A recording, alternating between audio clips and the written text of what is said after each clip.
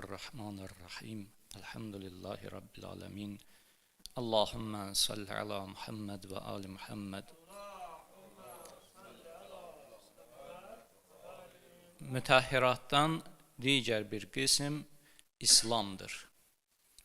İslam fiqh elmində ona görə mütahhiratdır ki, kafir, qeyri əhli kitab olan kafirlər, məsələn, ateistlər, onlar ki, ümumiyyətlə Allaha etiqadları yoxdur.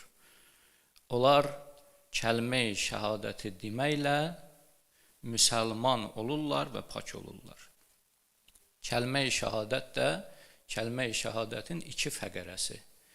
Biri Allahın vəhdaniyyətinə şəhadət, biri də Həzrəti Peyğəmbərin risalətinə şəhadət verməklə müsəlman olur və pak olur.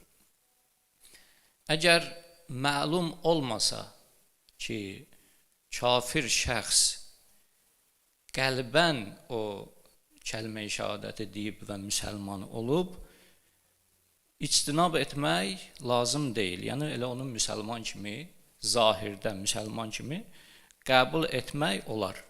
Amma əgər məlum olsa ki, qəlbən müsəlman olmayıb, ancaq kəlmə-i şəhadəti dilində deyib, bu vaxtı ehtiyat vacib budur ki, ondan ictinab edək. Yəni ki, onu ciddi qəbul eləməyək.